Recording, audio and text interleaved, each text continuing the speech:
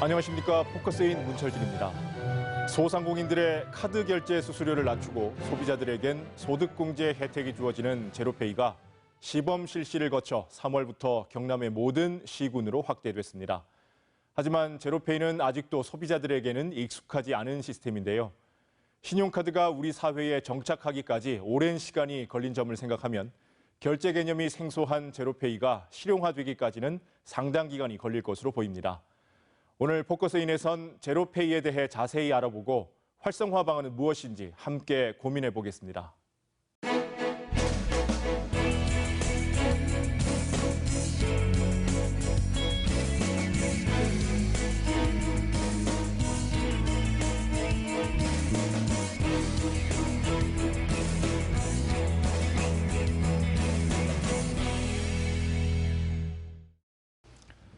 먼저 함께 하실 분들 소개해드리겠습니다. 경남 소상공인 연합회 제로페이 활성화 지원 사업단 하선영 단장 나와주셨습니다. 안녕하십니까? 안녕하십니까? 시민단체를 대표로 경남 안실련 이진규 사무총장도 함께합니다. 어서 오십시오. 네, 안녕하세요.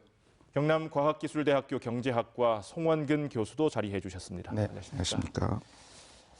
네, 제로페이 일단 소상공인들에게 카드 수수료가 부담되지 않는 새로운 결제 시스템이라고 알고 있습니다. 하선현 단장님, 제로페이 당연히 쓰고 계시겠죠? 네, 제가 도의원 시절에 소상공인 관련 일들을 좀 해보게 되었었는데 그때 당시에 물론 여러 가지 힘든 점이 많았지만 지금 그때 당시에는 신용카드 수수료가 좀 3%로 좀 많았었습니다. 그래서 보니 수수료 관련 소상공인들이 굉장히 고통을 받고 있었고요. 그때 당시 국회 앞에서 좀 데모도 하고 이런 수수료 인하를 위해서 굉장히 노력을 많이 하더라고요. 그래서 맨 처음에 제로페이가 등장했을 때 제가 좀 호기심이 많은 편이라 한번 떴는가 궁금해서 한번 제로페이를 신청을 해가지고 은행에 가서 제가 기계치예요. 그래서 은행에 가서 직접 그 앱을 깔고 해보니까 생각보다 굉장히 재밌더라고요. 그래서 이 노래 부르는 걸 요즘 사람들이 노래를 듣는 것도 좋아하지만 부르는 걸 더 좋아하거든요. 대체로. 그래서 축제 같은 데도 보면은 체험 부스가 많이 좀 늘어나고 그런 이제 경향이 있어요. 그래서 뭔가 이 제로페이로 이렇게 결제하는 재미 이런 게 쏠쏠했었습니다. 그래, 쓰고 계시네요. 네. 네. 이진규 사무총장님은 제로페이 사용해 보셨습니까? 네, 지금 제로페이를 쓰고 있는데요. 사실 이게 잘 눈에 띄지 않습니다. 가맹점이.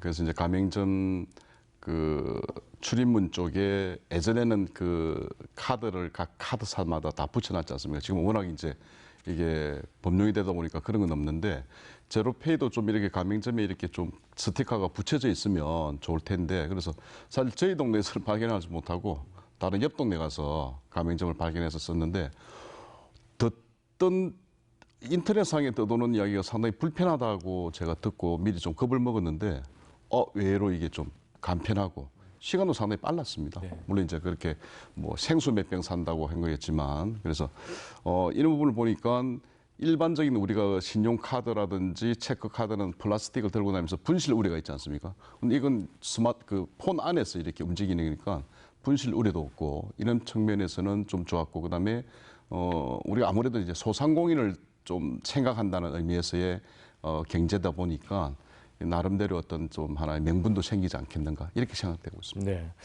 송원근 교수님은 제로페이 사용해 보셨습니까? 네, 저는 아직 제로페이를 사용하고 있지 않습니다.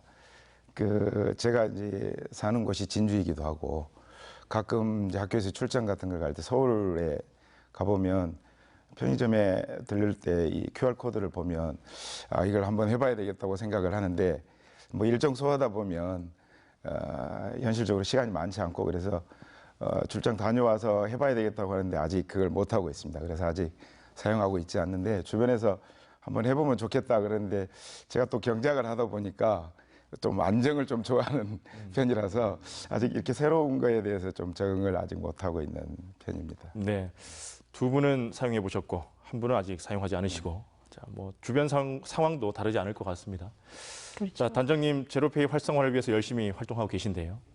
시청자들에게 제로페이가 무엇이다 개념에 대해서 좀 쉽게 설명을 해주시면 어떻겠습니까? 제로페이는 니캉네캉 살자 이렇게 생각하시면 좋을 것 같아요.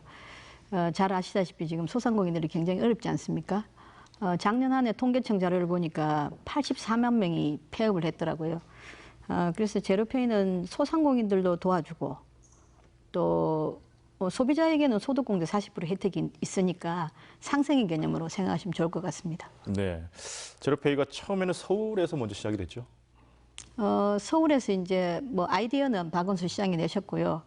서울에서도 이제 하겠다 하고 경남에서도 하겠다 하고 또 부산에서도 하겠다 하고 뭐 이렇게 하다 보니까 이제 그 중소벤처기업부에서 중복 투자하는 거는 안 된다. 차라리 이제 우리가 할 테니까 그 대신에 이제 부산, 서울, 경남 이렇게 시범적으로 시범 사업으로 한번 해보자 이렇게 나오게 된 거거든요.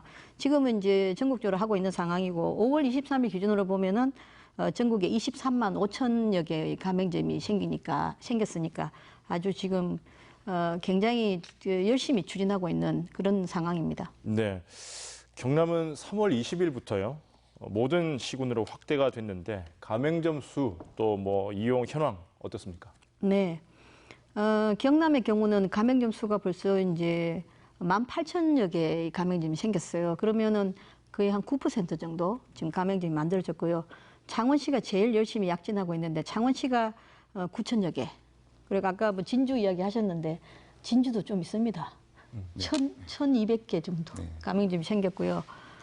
그제 같은 경우가 뭐 한 1,700개, 김해가 한 1,400개, 진주가 1,200개 이렇게 가맹점 수가 생각보다 굉장히 빠르게 확산되고 있어요. 사실 이제 뭐 한 5개월 밖에 되지 않았고요.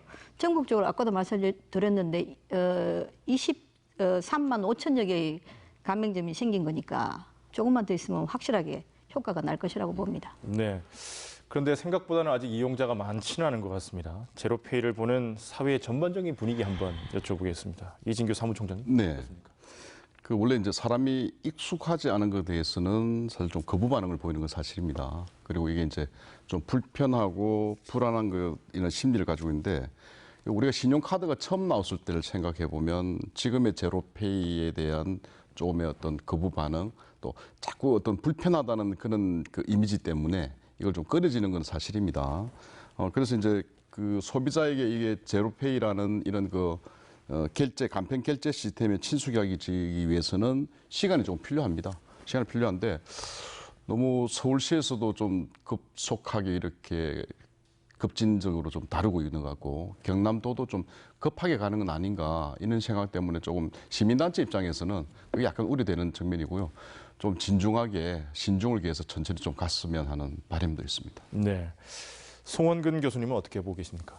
네, 일단 가맹점 수라든지 이렇게 늘고 있는 속도를 보면 뭐 방금 이진규 사무총장님도 말씀하셨지만 뭐 초창기 신용카드보다는 확실히 좀 빨리 늘고 있고 저희가 처음에 신용카드 한번 생각해 보면 초창기에 카드사나 은행들이 굉장히 가입을 유도하기 위해서 했던 거에 비하면 지금은 어떤 의미에서 보면 그런 그 당시의 과열에 비하면 지금은 조금 오히려 덜한 것이라고 볼 수가 있고 그래서 속도가 빨리 이제 늘고 있는데 다만 소비자들한테 당장의 뭐 이득이 이렇게 금방 눈에 보이지 않는 것 때문에 조금 이렇게 내가 이걸 굳이 해야 되나 이런 인식도 있을 수 있고 또 당장 가맹점을 못 찾아서 이제 불편해할 수 있는데 저는 이걸 조금 다른 측면에서 이거는 이제 문재인 정부가 소득주도 성장 차원에서 이 문제를 해결하려고 하는 거 아니냐라고 하는 세간의 인식들이 있고 사실 소득주도 성장이 최저임금제 때문에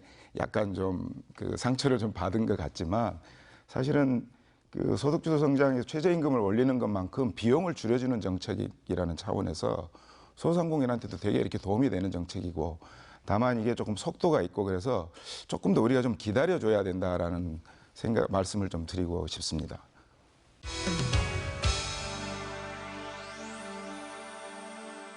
제로페이를 쉽게 이해하기 위해서는 우리가 흔하게 사용하고 있는 카드 결제 시스템에 대한 이해가 필요할 것 같습니다.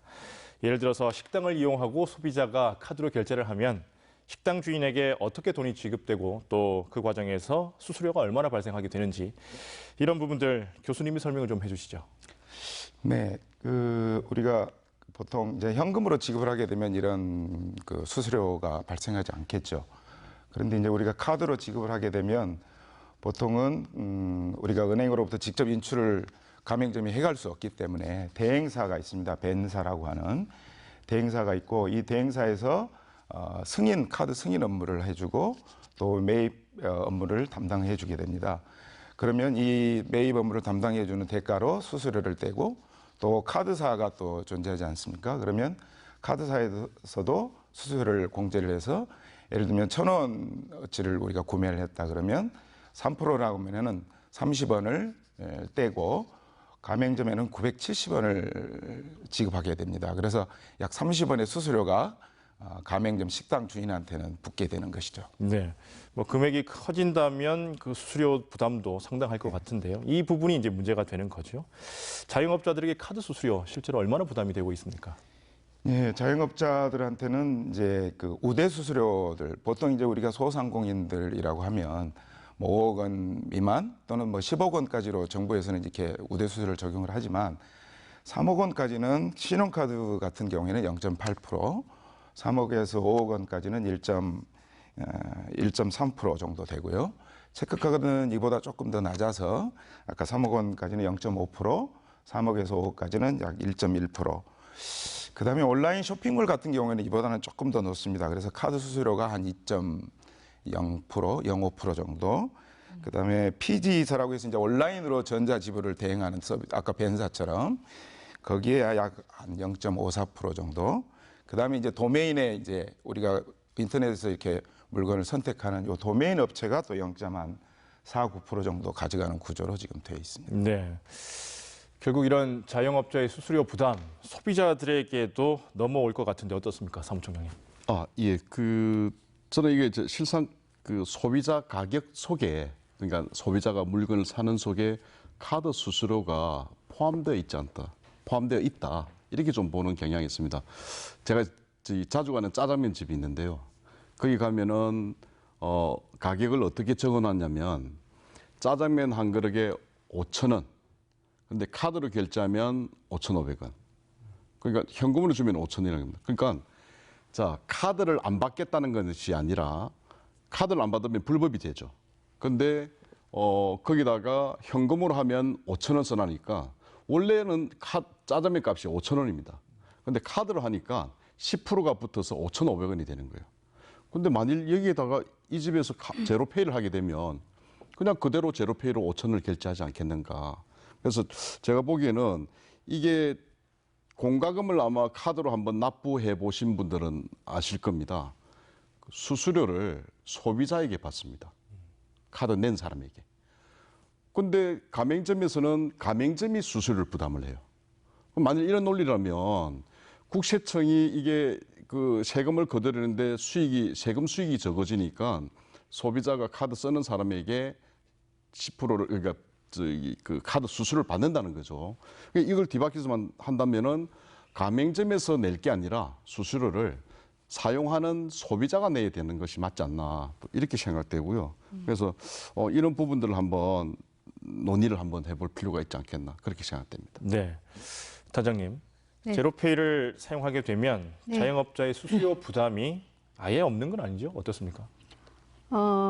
작년 대비 매출이 8억 미만인 경우에는 그 수수료가 제로입니다. 근데 이제 8억에서 12억까지는 0.3%. 그리고 12억 이상일 경우에는 0.5%니까 뭐 신용카드보다 4분의 1 수준인 거죠. 제로페이가. 네. 네. 또 이제 그것만 있는 게 아니고 또 신용카드 매출세 공제가 있어요. 2.3%가 있는데 그것도 이제 신용카드처럼 제로페이가 수수료는 내지 않으면서 세무서에 그 신고하는 게 이제 공제를 받을 수 있으니까 신용카드처럼 그럼 뭐 한 4%가 이익인 거죠. 네. 소상공인들에게는. 네. 그리고 이제 지금 가맹점에 한해서 지금 모바일 전자상품권이 나옵니다. 한 8월쯤 나올 건데요. 경남 사랑 상품권이 한 200억 되고 창원시는 한 100억. 창원시의 100억을 비롯해서 경남 전체 634억의 상품권이 나오거든요. 이거는 이제 지역사랑 상품권이라 해가지고 개념은 온누리 상품권하고 비슷한 거죠. 온누리 상품권은 주로 이제 시장에다가 포커스를 맞췄다면은 지역사랑 상품권은 주로 소상공인들한테 포커스를 맞춰서 그 지역에서 이렇게 돈이 돌아갈 수 있도록 그렇게 하는 거니까 지역 경제에 큰 도움이 될 것이라고 봅니다. 그것도 이제 5 내지 10% 할인을 해서 지역민들한테 제공할 예정입니다. 네. 그 카드는 수수료로 비용을 충당하지 않습니까? 네네. 그러면 제로페이는 어떤 비용으로 이 운영을 하는 건가요? 세금이 들어가는 건가요? 그렇죠. 세금으로. 그렇죠. 세금으로 운영을 한다. 세금으로 하지만 이거는 그냥 뭐 은행 그 가지고 있는 인프라들을 이용해서 하는 거죠. 예를 들자면 은행에서 이걸 갖다가 담당하고 있지 않습니까?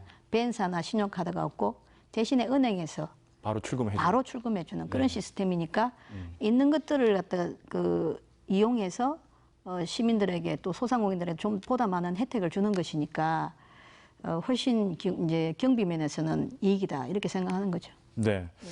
교수님, 자, 이런 자영업자들에게 주어지는 혜택들 우리 경제에 어떤 영향을 줄 수 있다고 보십니까? 네, 그 우리 경제에 대한 영향을 좀 따져보기 전에 우선 자영업자들이 그 이번 수수료 이제 그 제로페이를 도입하기 전에 2018년도 7월에 벤사의 그 가맹 수수료를 정액제에서 정률제로 바꾼 적이 있습니다. 그러니까 한 건당 수수료를 받는 게 아니고 금액에 따라서 이렇게 하는 거니까 아무래도 그 수수료율이 굉장히 낮아지는 평균 약 한 0.28% 정도가 낮아졌는데 그 당시 그걸 이제 정부에서 그 가맹점당 약 평균 한 200만 원 정도, 그래서 퍼센티지로 하면 0.2% 정도, 편의점 같은 경우에는 약 361만 원 해서 약 한 0.6% 정도 굉장히 많이 인하가 된 적이 있습니다. 사실은 이 인하 때문에 사실 그 제로페이가 또 인기가 없는지도 모르겠습니다. 네.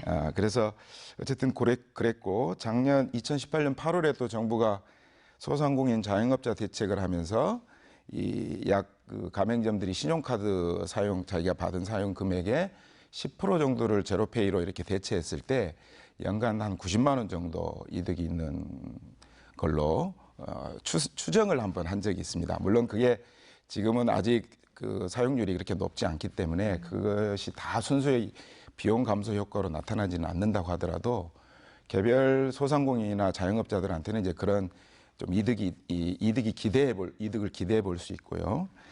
그다음에 그 소상공인진흥공단에서 약 한 그 1년 정도 한 200만 원, 209만 원 정도의 영업이익인데 이런 비용들을 한번 계산해 보면 사실은 굉장히 좀 수익이 나는 거라고 볼 수 있죠.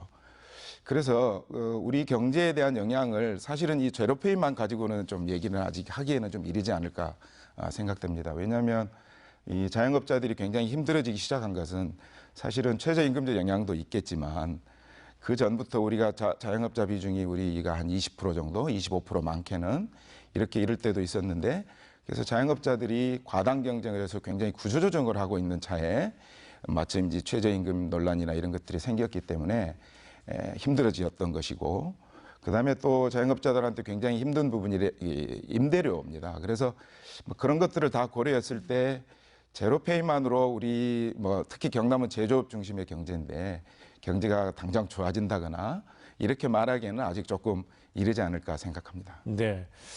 자영업자들은 어쨌든 제로페이를 통해서 수수료 부담을 없앨 수 있으니까요. 뭐 그 부분은 알겠습니다. 그런데 소비자들에게는 어떤 혜택이 있는 건지 한번 여쭤보죠. 단장님. 네. 소비자들은 뭐가 좋은 겁니까? 일단 소득공제 40%의 혜택을 이야기하고 있고요. 카드사가 15%고 그다음에 체크카드가 30%입니다. 그러니까 소득공제가 뭐 40%라면 좀 큰 혜택인 거죠.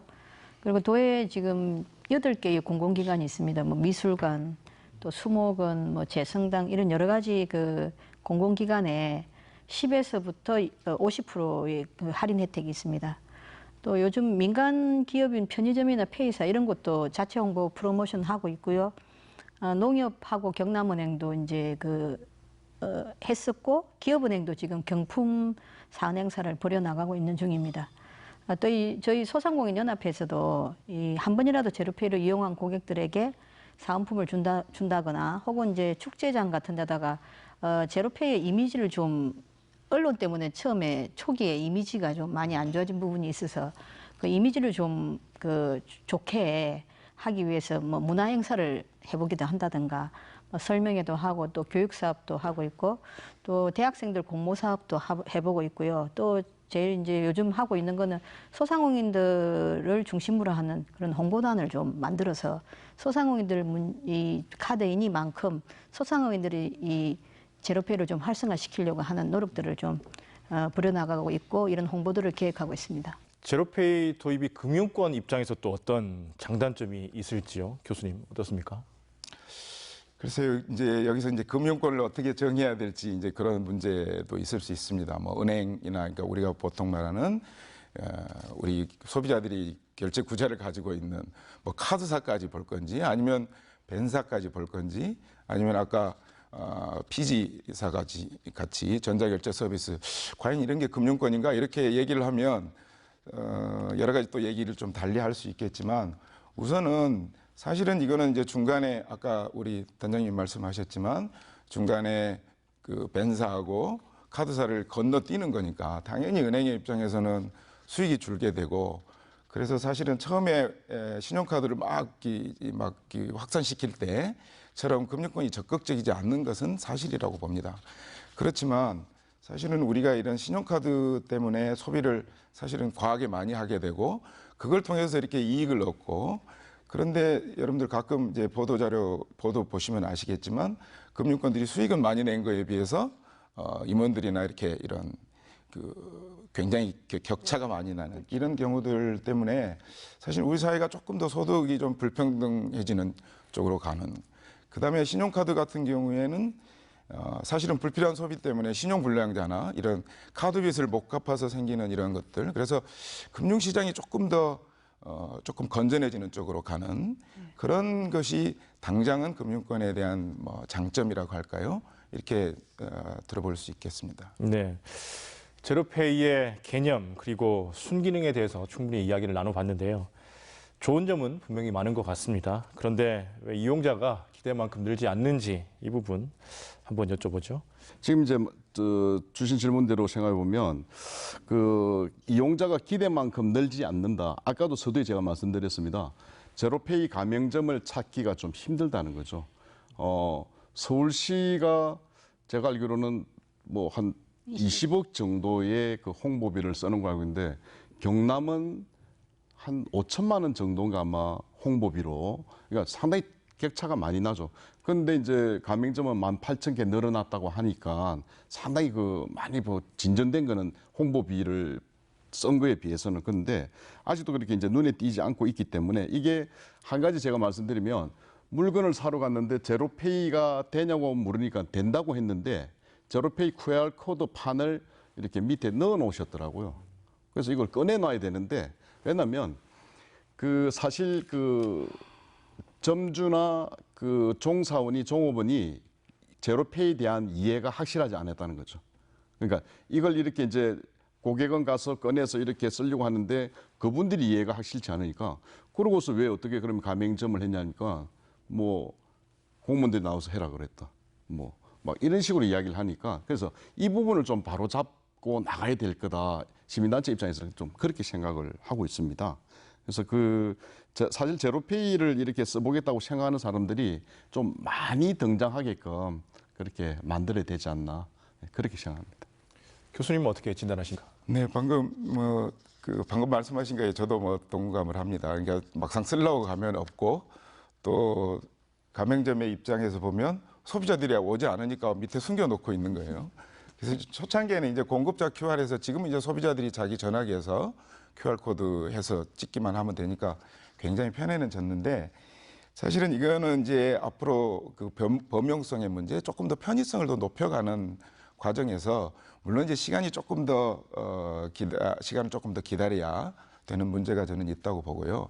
이제 그런 문제들이 조금 해결된다면 이 문제는 자연스럽게 해결되지 않을까 생각이 되고요. 아까도 잠깐 말씀드렸지만 이거는 이제 도에서 이제 정책적으로 이렇게 뭐 창원의 시범 사업부터 해가지고 하고 있고 사실은 도에서도 이제 예산이 한 5억 정도 들여서 하고 있고 단말기 구입비라든가 뭐 이제 이런 정도고 중기부에서 약 한 98억 정도 예산을 잡아서 이 사업에 지금 하고 있고, 서울도 제가 찾아보니까 한 34억 정도를 이 제로페이 사업에 하고 있는데, 사실 이렇게 들여서 하는 비용들은 그만큼 우리가 이런 소상공인이나 이런 제조업을 하는 사람들은 더 물론 말할 것도 없고, 소상공인들이 그만큼 어려움이 있다는 거고 정부가 나서지 않으면 안 되는 상황이다라고 하는 거를 조금 인식을 하셨으면 좋겠어요.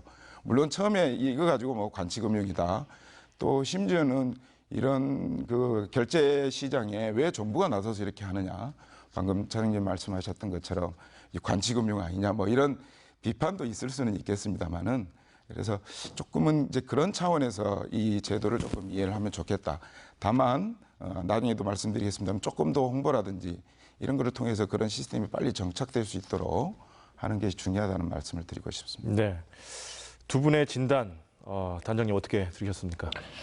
그러니까 뭐 간치를 이야기하셨는데 의무수납제라고 해가지고 그 신용카드를 모든 점포가 신용카드를 받지 않으면 안 되는 거죠. 이런 게 대한민국밖에 없다고 하더라고요. 근데 이걸 뭐 20년 넘게 의무수납제를 그 해서 신용카드를 키워준 게 사실 뭐 대한민국 아닙니까? 그럼 이게 진정한 간치는 신용카드입니다. 제로페이는 도대체 어떻게 그 제로페이를 보고 간치라고 하는지 개인적으로 이해가 안 될 정도예요.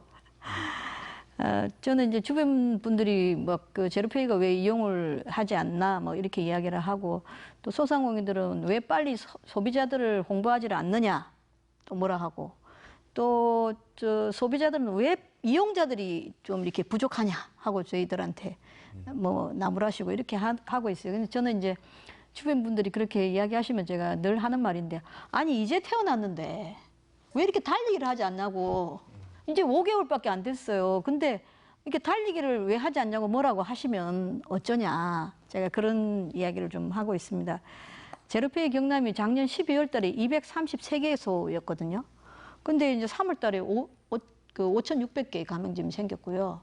뭐 5월 23일 기준으로 뭐 8,000개가 넘었는데, 이거 사실은 이런 데이터만 봤을 때 정말 가맹점 수가 폭발적이지 않습니까? 그건 이제 뭐 누가 했든 어떻게 했든 뭐 잘 아시다시피 신용카드는 20년 되었고, 지금 하루 매출이 1조 뭐 8천억, 아까 2조 이야기도 잠깐 하셨는데 1년이면 679조를 그 신용카드가 그 시민들의 돈을 사실 뺏어가고 있는 거나 마찬가지거든요. 저는 이제 제로페이가 이제 5개월밖에 안 됐기 때문에 이제 시작이다 생각하고, 우리도 이제 올 연말쯤 되면은 더욱 편리하게 또 쉽게 이용할 수 있으니까 조금만 기다려 달라, 이런 말씀을 좀 드리고 싶네요. 네.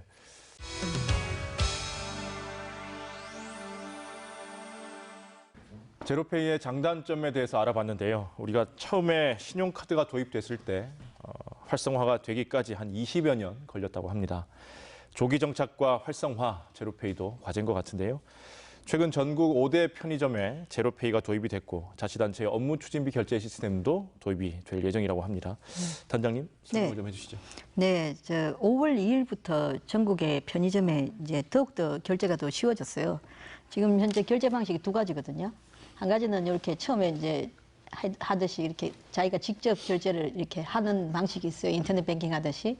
또 한 가지는 이제 포스기로 이렇게 팍 찍어서, 보통 일반적으로 편의점에서 이제 하듯이 그냥 포스기로 찍어서 결제하는, 이게 좀 훨씬 쉬워졌어요, 결제가. 지금 이제 전국의 편의점이 이런 결제를 하고 있고, 지금 뭐 파리바게트하고 던킨 도너츠 이런 데도 하고 있고요. 그다음에 이제 60개의 프랜차이즈가 지금 제로페이를 하기 위해서 준비하고 있습니다. 그리고 이제 일반 가맹점도 포스기로 이렇게 하는 것처럼 쉽게 할 수 있도록 확산될 예정이고, 또 지금 포스기가 미보유된 아주 영세한 곳이 있어요. 네, 그런 곳에는 전용 단말기를 보급해서 이분들도 그 포스기로 쉽게 간편하게 결제할 수 있도록 저희 그 준비를 지금 중기청에서 하고 있거든요. 그다음에 두 번째는 이제 아까 업무 추진비 말씀하셨잖아요. 이 전국적으로 정부에서부터 시작해서 지자체까지 전체적으로 이 4,700억의 업무 추진비가 있습니다. 이 업무 추진비가 뭐 카드나 이런 걸로 했었는데, 이제부터는 제로페이로도 업무 추진비를 쓸 수 있도록 그렇게 이제 하고 있으니까요. 실질적으로 뭐 식당이라든가 이런 곳이 굉장히 도움을 많이 받을 수 있을 것이라고 생각합니다. 또 아까도 잠깐 말씀드렸는데 634억의 상품권이 나오죠. 거기다 플러스 경남사랑 상품권이 200억이니까 그것도 이제 우리 지역에서 그 상품권을 가지고 쓸 수 있는 거니까 또 상품권도 이제 할인도 되고요. 그걸로 또 소득공제도 40% 되고 그렇다면은 뭐 엄청나게 도움이 될 거죠. 그게 이제 한 8월 달쯤 될 겁니다. 그리고 이제 대중교통도 택시를 탈 때도 제로페이로 쓸 수 있게 하고 또 버스 같은 것도 역시 제로페이로 연계가 될 수 있도록 그렇게 하고 있고요. 마지막으로 지금 공무원 복지 포인트도 있지 않습니까? 그것도 역시 제로페이와 연계해서 할 수 있도록 지금 준비 중인 것으로 알고 있습니다. 네. 뭐 경남도에서 다양하게 네. 제로페이 활성화를 위해서 노력을 하고 계신데요. 또 다른 자치단체들도 노력들이 좀 더 필요할 것 같습니다. 네네. 사무총장님 어떻습니까? 그 경상남도 제로페이 활성화에 의해서 제가 한 3가지 정도 접근 중에 이게 이제 3가지 중에서 최소한 하나는 만족을 좀 시켜야 되는데요. 뭐냐면 첫 번째가 아까 이제 카카오페이 이야기가 나왔는데 카카오페이보다 혜택을 많이 줄 수 있느냐. 네. 그다음에 두 번째는 카카오톡보다 자주 사용하는 앱이 돼야 되느냐.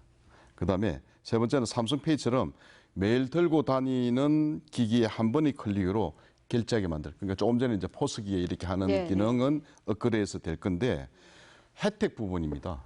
이건 이제 어떻게 줄 거냐 이건데 아까 말씀하신 게 상품권 할인 10% 되면서 또 소득공제도 된다.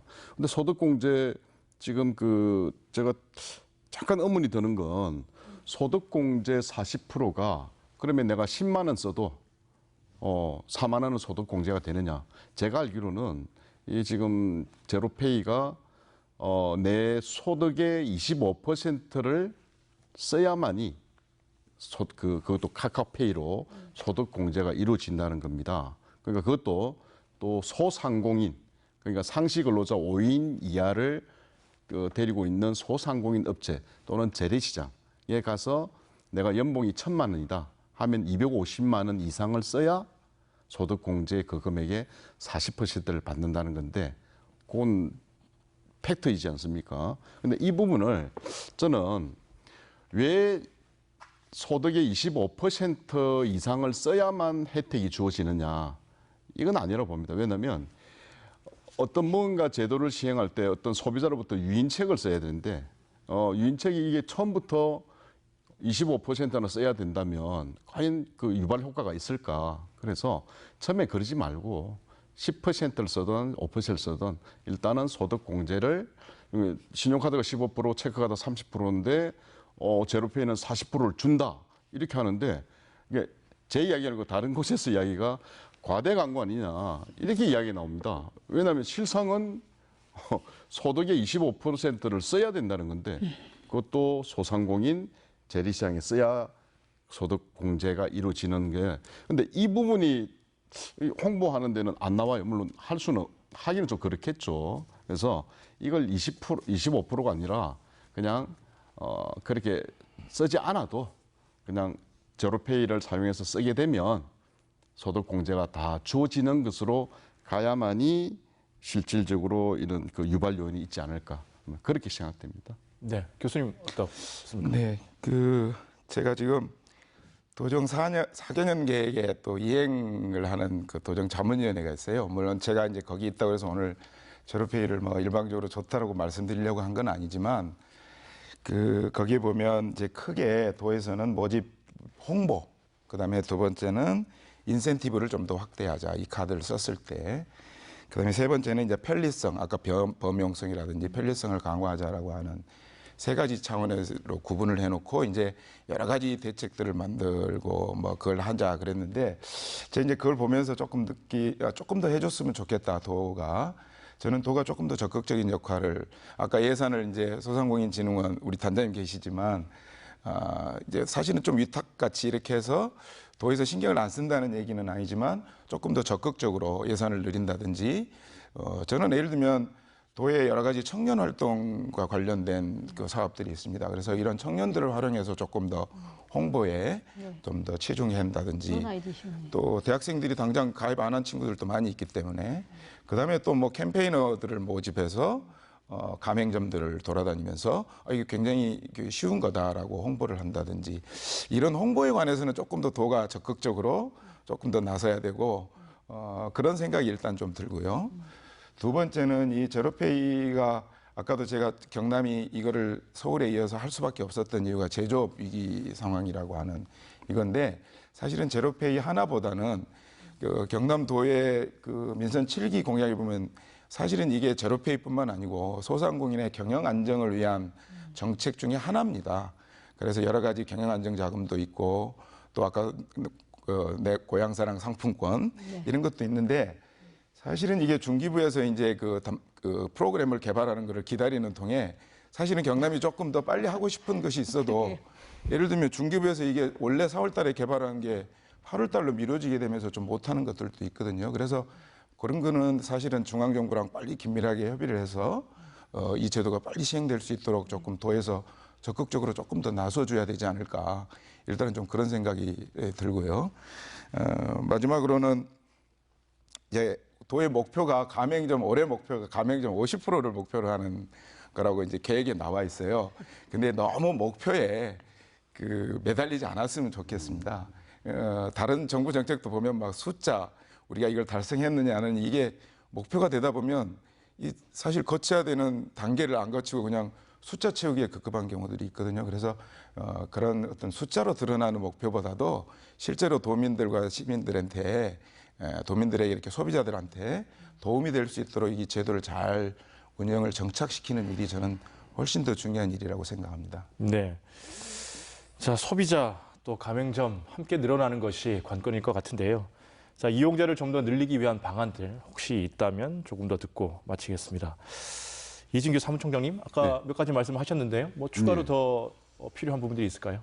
지금 경남이 이제 그 18개 시군에 이제 전역으로 지금 확대해서 지금 이제 시행을 한다고 합니다. 그런데 이게 이제 제 생각에는 30대, 20대 후반 30대 직장인이 많은 도시 쪽에 상권이 많이 돼 있는 그 도시 쪽에 좀 그런 쓰게끔 좀 하는 그러니까 홍보비라든지 비용들을 그러니까 군단이 이렇게 시골 지역에서 사실 이렇게 소비가 많이 일어나겠느냐. 그래서 뭐 창원, 김해, 진주 이렇게 젊은 층이 있는 곳에서 집중적으로 좀 해볼 필요가 있지 않겠냐 이렇게 생각되고요.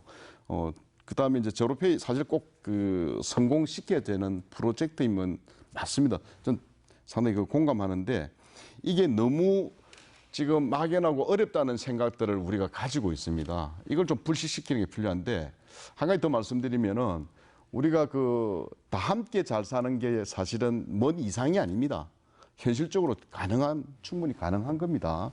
그러면 이런 어떤 경제 공동체, 그러니까 자본주의 사회에서 자유시장 체제에서 경제 정의가 같이 살 수 있다는, 함께 살 수 있다는 것을 사실 학교에서 금융경제 수업을 좀 통해서 아이들한테 좀 가르칠 필요가 있습니다.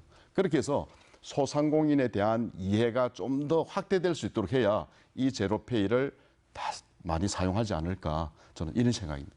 네, 교수님은 어떤 생각 갖고 계십니까? 예, 대학에서 잘 가르치라고 말씀을 하시는 것 같아서 제가 조금 뜨끔하네요. 뜨끔한데 저는 이제 아까 말씀드렸듯이 뭐 편의성을 높이는 거 이제 이런 거는 제도적으로 조금 더 보완을 해가야 되고 저는 중앙정부 차원에서 조금 더 이 부분을 그러니까 중기부에서 물론 여러 가지 프로그램을 개발하고 이런 하고 있지만 예를 들면 세금 공과금 아까 나왔지만 이런 걸 하면 사실은 국세청에서도 이걸 같이 협의를 해야 되는 부분이 있는 것이고요. 그다음에 아까 같이 산다 상생조례 물론 도에서도 이제 사실 소공인들이 이런 비용을 줄여주는 것 가지고는 안 되거든요. 사실은 소공인이 직면하고 있는 문제들은 굉장히 다양합니다. 뭐 예를 들면 프랜차이즈 갑질 문제도 있고 그랬기 때문에 중앙정부 차원에서는 이런 상생조례, 도에서 이렇게 만드는 조례뿐만 아니고 정부 차원에서 이렇게 좀 공정거래 질서들을 좀 잡아나갈 수 있도록 그런 것들을 해줄 때 이런 제로페이 정책들이 훨씬 더 효과적으로 저는 될 수 있다고 생각합니다. 그래서 중앙정부 차원에서는 또 그런 중앙정부 차원에서 할 수 있는 일들, 그다음에 또 지자체 차원에서는 지자체 차원에서 할 수 있는 일들을 한다면 이게 처음에 우려했던 만큼 사실 생각보다 좀 빨리 가고 있고 그렇기 때문에 조금만 우리가 좀 성급하게 하지 말고 기다려 준다면 이런 것들이 같이 사는 사회에 조금 더 뭐 방금 말씀하셨던 것처럼 더 빨리 되지 않을까 저는 그런 생각을 하고 있습니다. 네, 단장님. 자, 아직도 모르는 분들을 위해서요. 네. 가맹점은 어떻게 신청하면 되는지, 소비자는 어떻게 하면 쓸 수 있는지 설명을 좀 해주시고요. 어떤 노력들이 필요한지 마지막으로 말씀 좀 해주시죠. 예.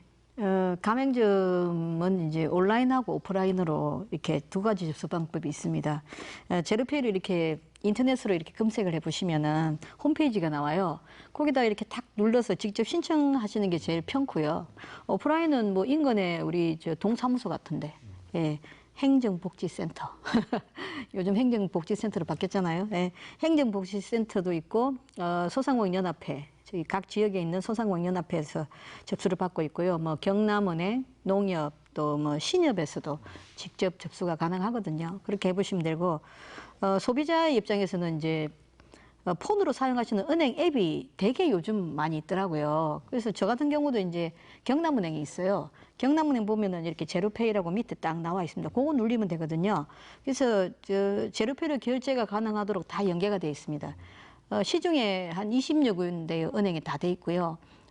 외국계 은행이 안 돼 있더라고요. 예, 그리고 이제 은행 앱뿐만 아니라 네이버나 뭐 또 페이코 이런 간편 결제사에서도 제로페이가 연계가 다 돼서 쉽게 추가적인 설치 없이 제로페이를 활용할 수 있습니다. 네. 네. 오늘 세 분 말씀 잘 들었습니다. 고맙습니다. 네. 제로페이는 신용카드에 익숙한 소비자가 사용하기에 조금 번거로운 건 사실입니다. 그래서 제로페이가 성공하려면 사용자들이 실질적인 혜택을 누릴 수 있도록 해야 한다는 지적이 나오고 있는데요. 부작용을 최소화하고 소상공인과 소비자 모두에게 도움이 될 수 있는 제도 보완에 대한 고민이 필요해 보입니다. 포커스인 여기서 마치겠습니다. 함께해 주신 여러분 고맙습니다.